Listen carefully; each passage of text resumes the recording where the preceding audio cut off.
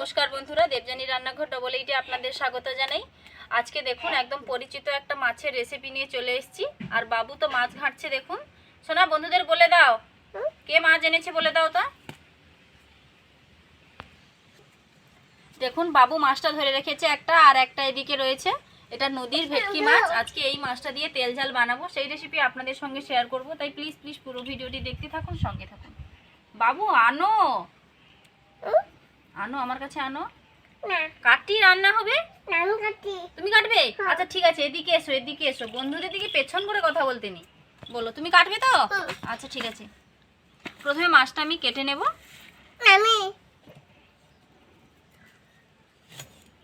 বাবু তো প্রচুর প্রচুর মাছ ঘাঁটতে ভালোবাসে। যখন থেকে তার বাবা মাছটা এনেছে শুধু ঘাঁটছে, এরকম বলছে কাটবে। বাবু কে রান্না করবে গো? মা। আচ্ছা, দেবজানি রান্নাঘর কে? মা।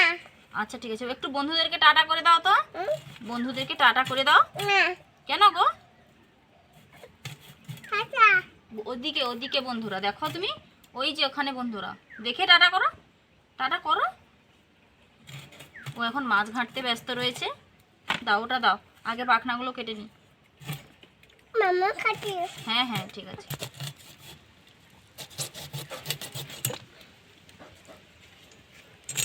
মাছগুলো যদিও খুব একটা বড় নয়, কিন্তু স্বাদ কিন্তু খুবই ভালো হয় এই নদীর ভেটকি মাছের।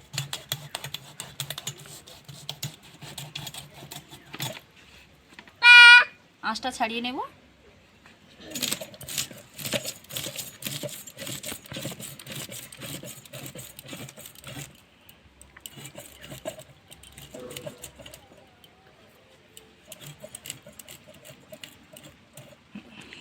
হাতটা কি সেন্ট লাগছে নাকি? নাকে শুনছো তাই? বন্ধুদেরকে বলে দাও মাছটা কি ভালো না খারাপ? ভালো না? আচ্ছা হোক, ঠিক আছে। তুমি মাছ খাবে তো? বন্ধুদেরকে বলে দাও তুমি মাছ খাবে। বলবে না? আচ্ছা হোক। মাছ কামড়ে দেবে, দাঁড়ো, কামড়ে দেবে তোমাকে। মাছ খাবে? ঠিক আছে। তুমি মাছ কাটবে? আচ্ছা ঠিক আছে। ওটা ওইটা দেখাও তো, দেখাও বন্ধুদেরকে, মাছটা দেখাও। বলো দেখুন, বলে দাও দেখুন।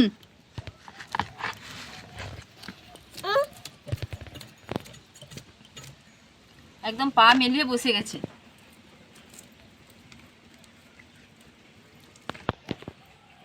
মাছগুলোকে আমি খুব সুন্দরভাবে কেটে নেব।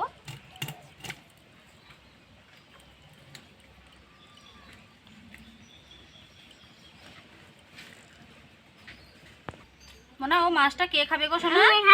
তুমি খাবে? আচ্ছা, বাপি কোনটা খাবে? বাপি? তোমার বাপি কোনটা খাবে? এইটা? আচ্ছা, ঠামি কোনটা খাবে? ঠামি? ঠামি? আচ্ছা, তোমার মা কোনটা খাবে?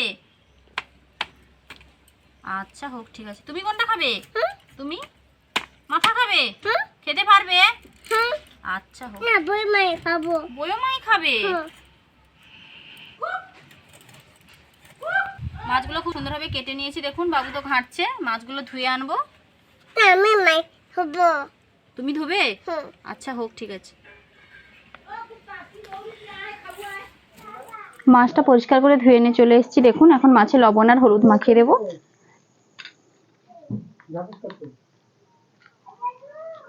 লবণ দিয়ে দিলাম,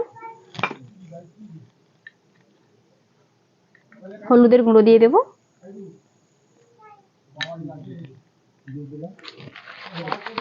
একটু ঝাঁকিয়ে ঝাঁকিয়ে লবণ আর হলুদটা মাখিয়ে নেব।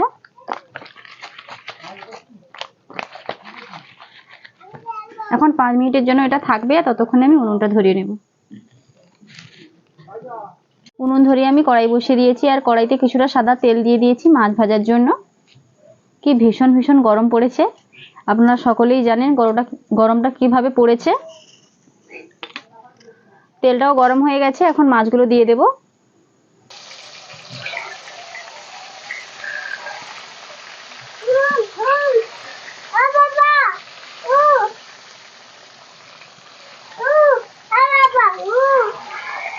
একবারেই সবগুলো দিয়ে দেবো, একটু সাবধানে ভেজে নেব, উল্টে পাল্টে লাল লাল করে। বাবু চিপস খাচ্ছে, তার বাবাকে দিতে এসেছে। শোনা, মাকে দেবে না, মাকে দেবে না, মাকে দেবে না চিপস, চিপস মাকে দেবে না, শুধু বাবাকেই খাওয়াবে, মাকে দেবে না।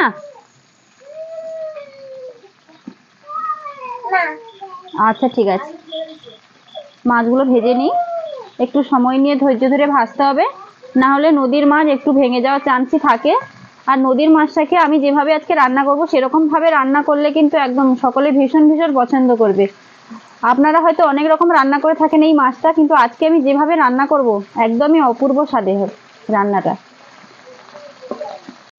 দেখুন মাছগুলো উল্টে পাল্টে আমি লাল লাল করে ভেজে নিয়েছি।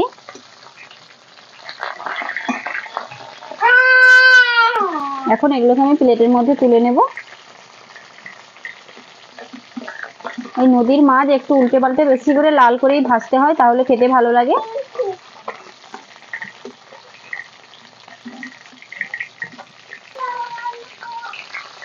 সবগুলো মাছ ভেজে তুলে নিয়েছি। আর তেল ঝালের জন্য আমি কয়েকটা আলু নিয়েছি, খুব বেশি আলু নিইনি, যে কয়েকটা নিয়েছি সেগুলোকে একই তেলে আমি ভেজে নেব।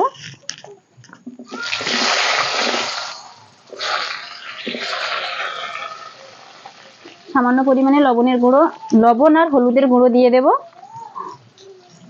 লবণ, হলুদ,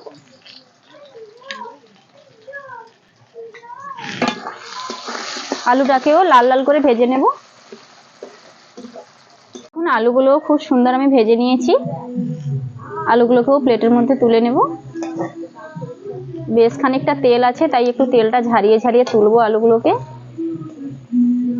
ছান্তা কিংবা চামচ হলে কিন্তু ভালো হতো, তো আনা নেই, খুন্তি দিয়েই কাজটা করে নেব।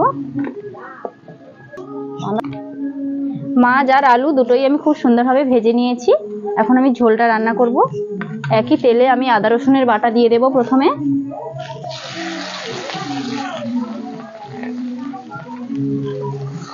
আদা রসুনটাকে হালকা করে ভেজে নেব, তারপর পেঁয়াজ বাটা দিয়ে দেব।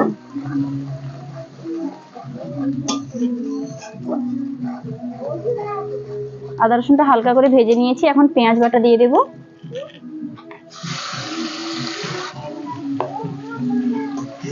পেঁয়াজটাকেও আদা রসুনের সঙ্গে লাল লাল করে ভেজে নেব, তারপর সমস্ত রকমের মশলা দেব। পেঁয়াজ আদা রসুন সমস্ত কিছু আমি হালকা করে ভেজে নিয়েছি, এখন আমি মশলাগুলো দিয়ে দেব। প্রথমেই পরিমাণ মতো লবণটা দিয়ে দিচ্ছি,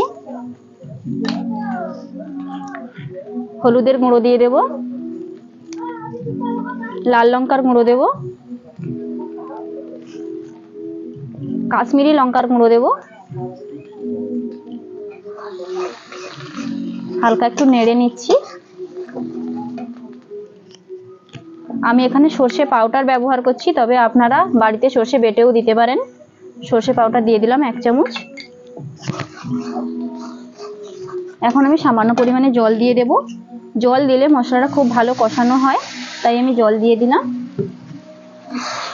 মশলাটা খুব সুন্দরভাবে কষে নেব।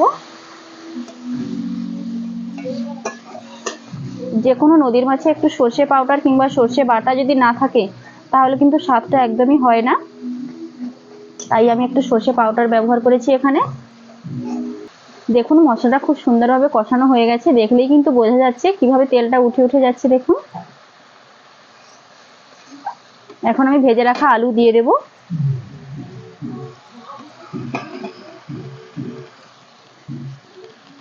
আলুটা মশলার সঙ্গে অল্প কিছুক্ষণ আমি নেড়ে নেব।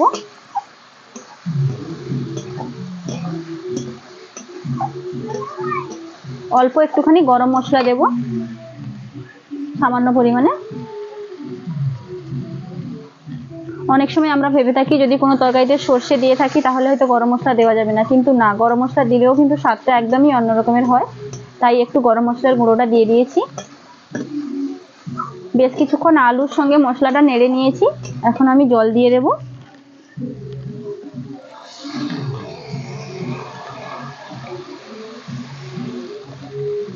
আলুটা প্রায় আধা সেদ্ধ হয়ে আছে, তাই খুব বেশি জল দিলাম না। এমনিতেও এই ঝোলে একদমই ঝোল থাকবে না, বিশেষ গায়ে গায়ে মাখামাখি হবে। তাই ঝোলটা একটু ফুটে যাক, তারপরে আমি মাছগুলো দিয়ে দেবো। ঝোলটা খুব সুন্দরভাবে ফুটে গেছে, এখন আমি ভেজে রাখা মাছ দিয়ে দেব।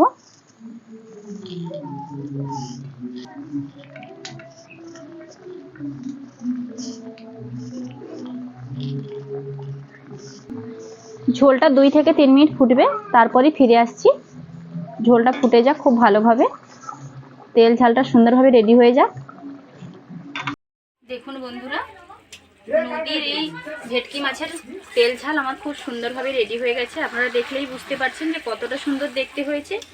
দেখতে কিন্তু যতটা সুন্দর, খেতেও কিন্তু ঠিক ততটাই সুন্দর হবে। বন্ধুরা, যদি আমার এই রেসিপিটি ভালো লেগে থাকে প্লিজ লাইক, কমেন্ট ও শেয়ার করতে ভুলবেন না। এই রকম আরও নিত্য নতুন রান্নার ভিডিও পাওয়ার জন্য অবশ্যই আমার চ্যানেলটিকে সাবস্ক্রাইব করবেন, কারণ আপনাদের একটা সাবস্ক্রাইব আমাকে মনে অনেক অনেক উৎসাহ দেয় এরকম নিত্য নতুন রান্নার ভিডিও বানানোর জন্য। তাই প্লিজ আমার চ্যানেলটিকে সাবস্ক্রাইব করবেন।